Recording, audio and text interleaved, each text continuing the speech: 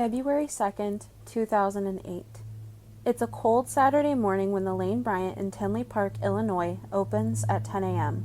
A woman who police have dubbed Martha, a part-time employee, and Rhoda McFarland, a manager of the store, are the only people inside. Despite the fact that Rhoda was not on the schedule to work, she decided to help out with a clearance sale that was taking place that day.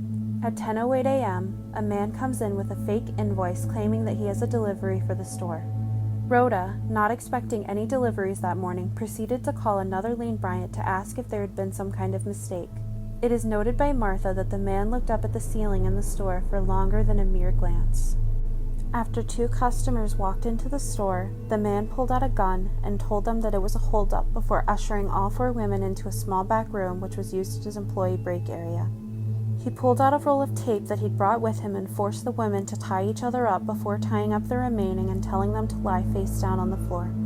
After this, two more customers walked into the store and were taken to the same back room with the rest, leading to a total of 6 women, 4 customers, and 2 employees. At some point, one of the customers, Connie Woolfolk, had an altercation with the suspect, which led to her possibly being struck with the butt of the gun.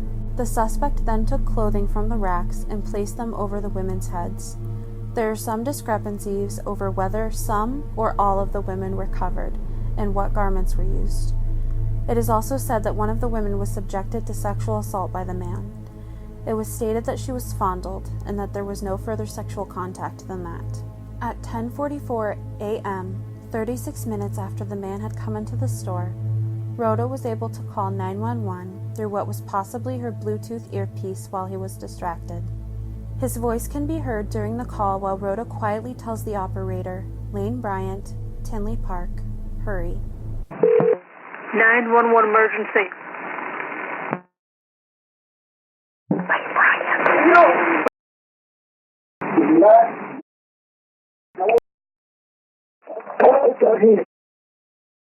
Something to do, huh? Put it again. Set up here. I'm looking at the bullshit.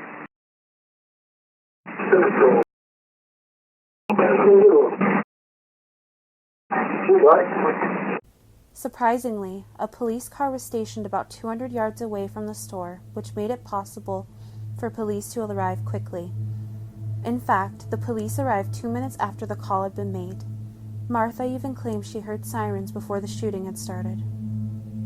At 10:46 a.m., in what was possibly either an act of desperation to quickly escape and leave no witnesses, or an angry reaction to catching one of his hostages calling the police, the suspect shot all of the women. They were shot execution style in the back of the head, except for Rhoda, who was shot through the forehead. At 10:48 a.m., he walked out the front door and disappeared. 5 women were found dead upon arrival of police.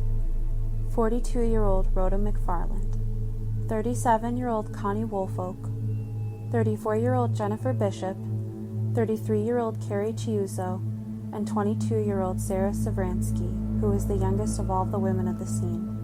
There was only one survivor of the Lane Bryant shooting, Martha, the part-time employee. Rather than being shot in the head, the bullet actually grazed her neck, and she decided to play dead to trick the killer into leaving. Luckily, it worked. Thanks to Martha's help, police were able to get a detailed composite sketch of the suspect and a 3D rendering that was released just last year. According to police, the suspect was described as between 25 to 35 years old.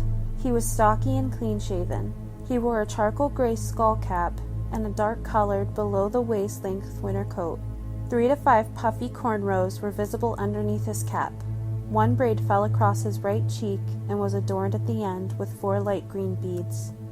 If you, or someone you know, have any information on this suspect, please call the Tinley Park Tip Hotline at 708-444-5394 or email lanebryant.tipline@tinleypark.org.